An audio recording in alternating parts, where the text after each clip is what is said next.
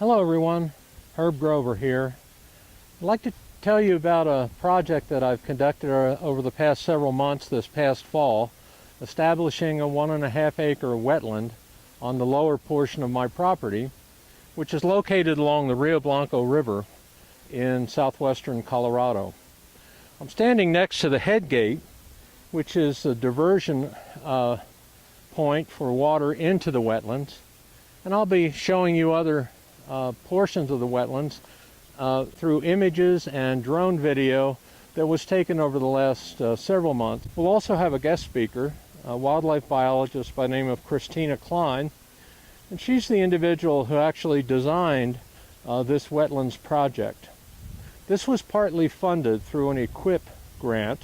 EQUIP stands for Environmental Quality Incentive Program, which is managed through the Natural Resource Conservation Service, one of the agencies under the United States Department of Agriculture. We're going to be spanning a period of several weeks from long before the snow began to accumulate to when it was just starting to accumulate. Today we have permanent snow cover, or at least we'll have this snow cover for the next several weeks. And in fact, we're due for a pretty good fresh snowfall this evening. Let's welcome Christina Kline. She's a wildlife biologist with the Natural Resource Conservation Service. I'm Christina Kline, and I'm a private lands wildlife biologist with Bird Conservancy of the Rockies.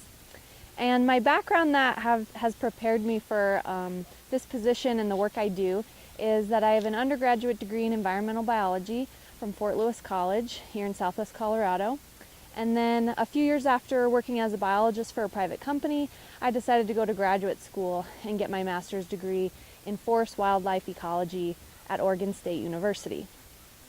So my position that I'm in now is actually a partnership position between Bird Conservancy of the Rockies, who actually employs me, a federal agency, the NRCS, which is the Natural Resources Conservation Service, and a state wildlife agency here in Colorado, that's Colorado Parks and Wildlife.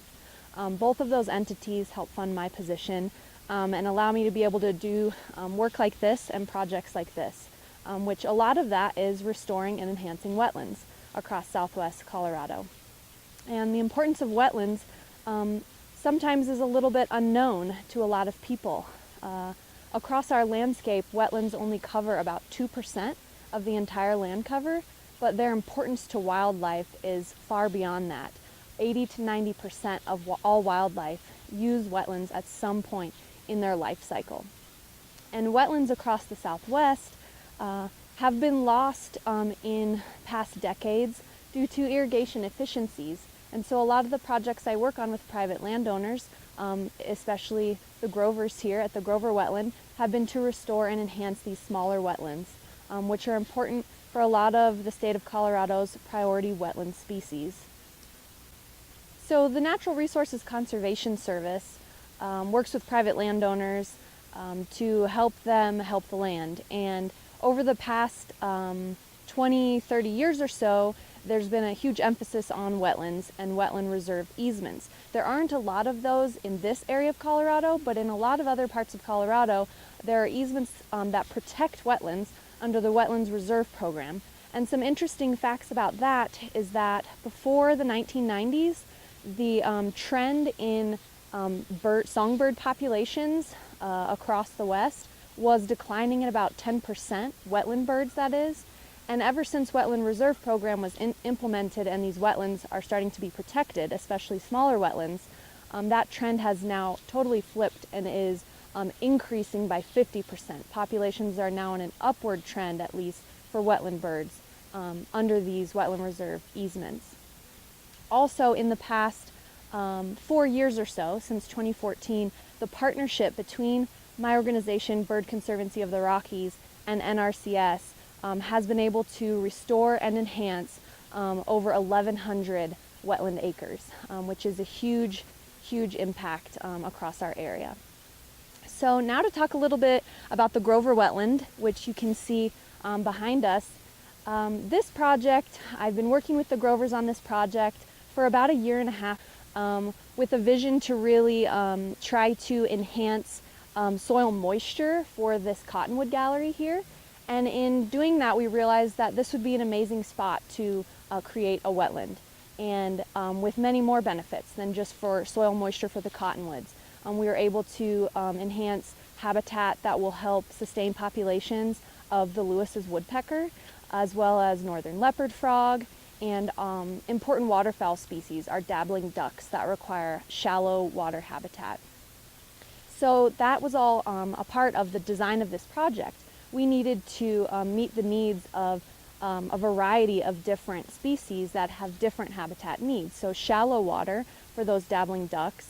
We needed deep pockets, which you can see behind me up against that berm are these deeper pockets. And those deeper pockets were for the northern leopard frog, as they require deeper pools that may not freeze all the way to the bottom in the winter, so they have habitat to spend the winter. We also needed to sustain these cottonwoods for the Lewis's woodpecker.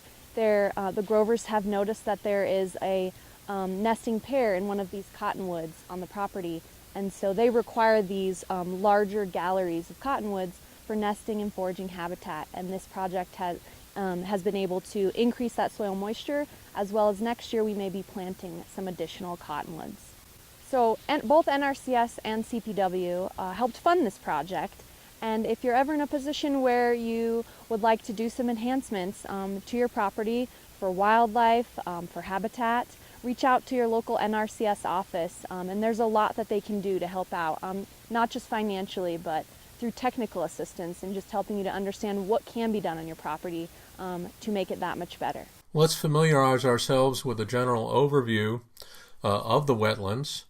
The water is diverted from the Rio Blanco at a head gate and travels through a 6-inch culvert about 180 feet or so to the inflow point to the wetlands.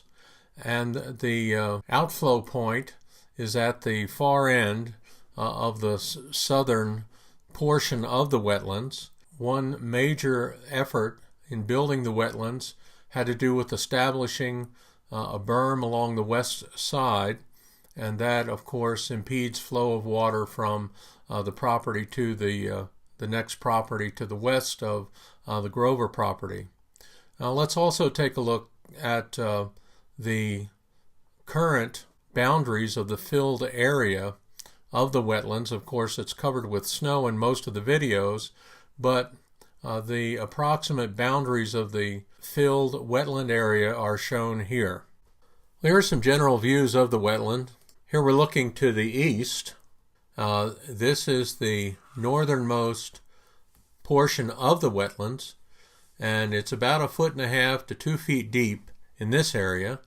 Now we're going to take a view looking through this channel that connects the north portion of the wetlands to the south portion of the wetlands.